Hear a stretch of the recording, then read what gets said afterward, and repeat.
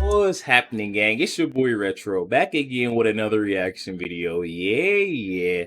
Today we've got her, guys. We've got the missing link on FANI WILLIS and her embezzlement schemes with her boyfriend and his law firm, Mr. Nathan Wade, guys. We've got new evidence being uncovered on FANI WILLIS and her boyfriend that directly incriminates them, directly links them to, embezzling taxpayer funds.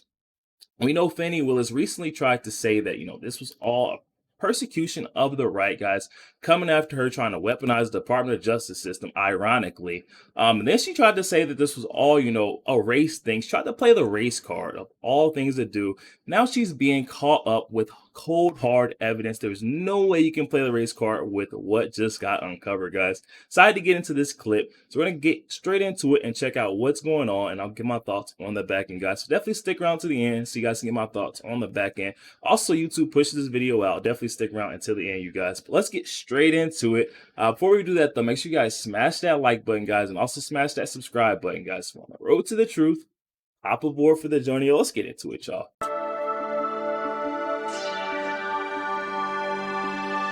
Hey guys, welcome to the Liberal Hive Mind. And just like that, just as expected, the evidence drops. I've been saying this over the last couple of weeks that we've been covering this whole FANI Willis, Nathan Wade controversy. FANI Willis's little lover boy problem that could potentially have this entire case dismissed. And as we've been covering the topic, we've read multiple times that it was just an accusation so far, no evidence had been presented. And my response has been, well, most likely, if it happened, we're gonna get the bank statements. It shouldn't be too hard to find. If Nathan Wade did in fact pay for flight tickets and a Caribbean cruise, it's going to show up on his credit card statement. Or you could just contact the cruise company and with a subpoena get the transaction history almost instantaneously. And so now as we have an official investigation into the matter, it was only a matter of time. And look at that, pretty much 2 days later, the evidence drops. It's no longer a conspiracy theory. It's no longer a right-wing funded attack on FANI Willis. Nobody's playing the race card. It's not a racist, Trump-funded hit piece. No, it actually happened, and FANI Willis is in big trouble. Let me show you guys exactly what I mean by that. We got some stuff to get into, so let's roll the tape. All right, folks, so some bad news for FANI Willis. Not exactly surprising. Her horrible, disingenuous reaction to this whole scandal was pretty much telling enough, but now we have the evidence. Kanekoa the Great on Twitter writes, breaking. Divorce papers reveal FANI Willis's alleged lover and chief Trump prosecutor bought plane tickets for FANI Willis to travel to Miami and San Francisco, along with organizing luxury vacations on Royal Caribbean and Norwegian cruise lines. Since plaintiff filed for divorce, he has taken trips to San Francisco and Napa Valley, to Florida, and even gone on Caribbean cruises, enjoyed a trip to Belize, another to the country of Panama, and even just last month took a trip to Australia. The evidence is clear that Mrs. Willis was an intended travel partner for at least some of these trips, as indicated by flights he purchased for her to accompany him. Defendant seeks to depose Mrs. Willis in order to determine details surrounding her romantic affair with plaintiff, as there appears to be no reasonable explanation for their travels apart from their romantic relationship. Let's take a look at the bank statements. Here we have Capital One Spark Business. This is Nathan J. Wade's credit card. On April 27th, purchasing 2 Delta Air tickets. It seems to be a round trip from Atlanta to San Francisco and back. And as you can see, passenger 1 was Nathan J. Wade, passenger 2, FANI Willis. They also purchased 2 tickets on the Royal Caribbean cruise, American Airline tickets to Miami, as well as Norwegian Cruise Line tickets, and what seems to be a hotel room at the Hyatt Regency in Aruba. And so there you have it. That's the evidence. Do you need to see any more? FANI Willis and Nathan Wade made multiple trips to the White House, only to then, shortly thereafter, prosecute Donald Trump. Since 2022, FANI Willis authorized nearly $700,000 in payments to Nathan Wade's law firm, and then throughout the year, they went on romantic trips. She took taxpayer funds, funneled it through her lover boy, and then lived a life of luxury, traveling to some of the most beautiful places on this part of the globe. What could possibly be the explanation? Were they trips that were pertinent to the work that they were doing? I certainly don't think so. I'm not sure if this is a personal credit card of Nathan J. Wade, but it's certainly in his personal name. It could be a business credit card, but really, what does it really matter? I don't think you can possibly justify these trips as business trips or trips related to the prosecution whatsoever. You don't go on fancy cruises for business now, do you? The only possible explanation was that these trips were romantic in nature. In other words, Fani Willis abused her position as district attorney to enrich herself and her boyfriend. It's also incredibly ridiculous. From start to finish, Fani Willis claimed that anybody who questioned the appointment of Nathan J. Wade as a top prosecutor was, quote, playing the race card. Remember when she said this? I appointed 3 special counsel, as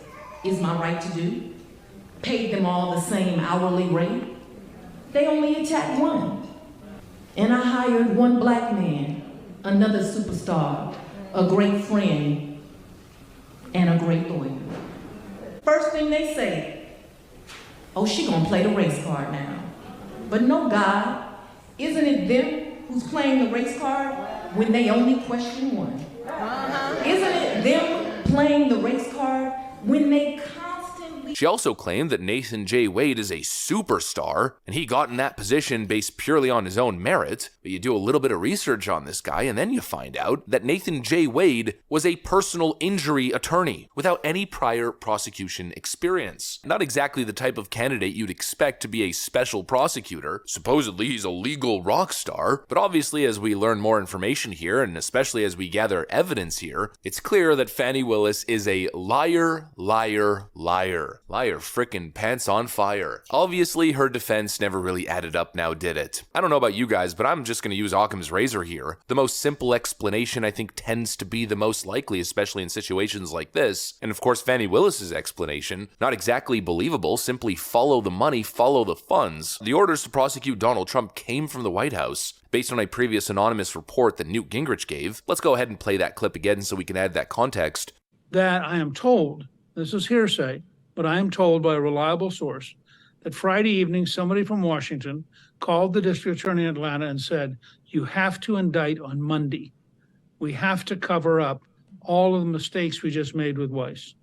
And she said, apparently, my jurors aren't coming back till Tuesday. And they said, you didn't hear me. You have to indict on Monday. And she said, well, they're not going to get here before noon. They said, it doesn't matter. She said, this means it's going to be 8 or 9 or 10 o'clock at night. They said, it doesn't matter. We need the news media shifting. Who made that phone call?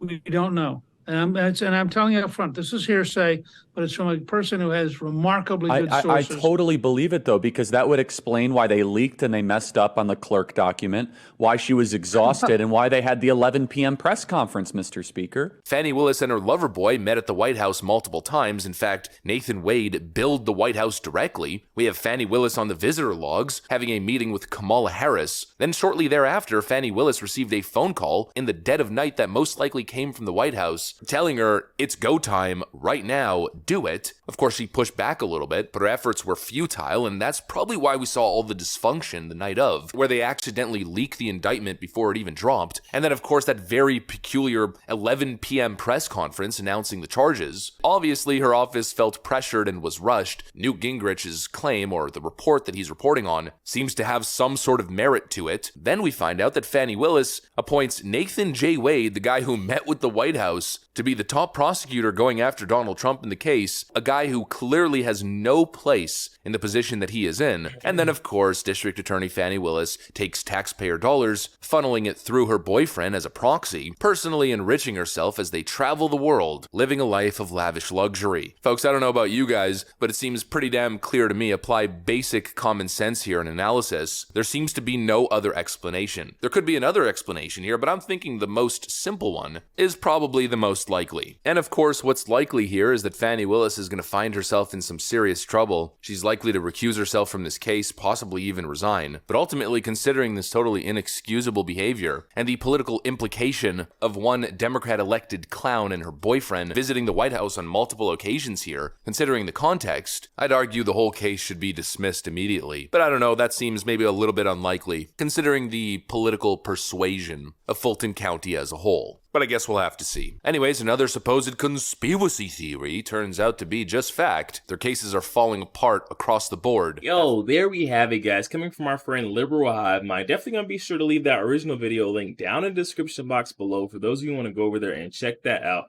Also, for you guys to go over there and show our friend Liberal Hive Mind some love. The whole Fani Willis Nathan Wade conspiracy turns out to be completely fact, guys. Didn't take much digging to get the evidence on Fani Willis and her boyfriend Nathan Wade, guys. All it took was a simple inquiry of his bank statements, guys.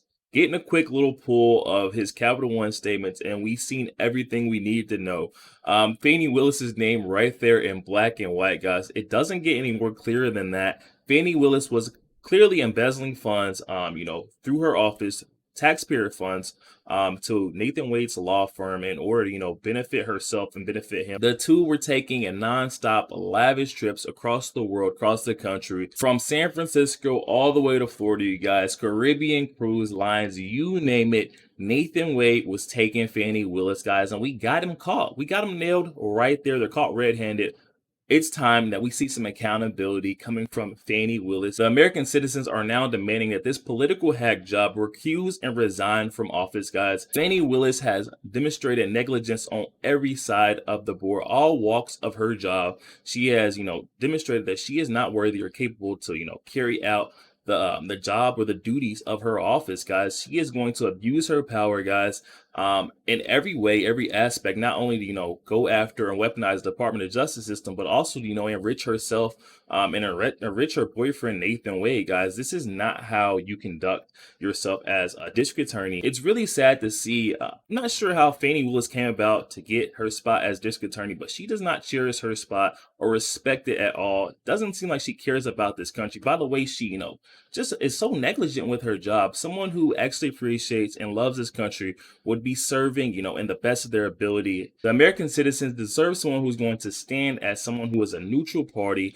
a neutral district attorney, not going to err on the side of, whatever political side or political party interests them. We just seen Fani Willis caught red-handed, guys. She has played that game long enough, tried to play that race card, tried to play that blame game and say that, the right is weaponized, the Department of Justice system gets hurt. No, that's not what's happening, Fani Willis.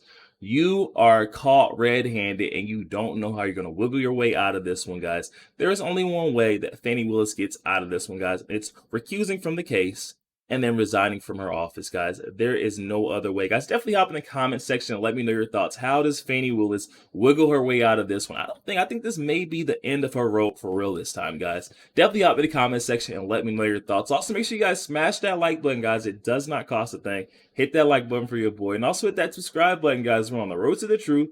Hop aboard for the journey. I'll catch you guys on the next one.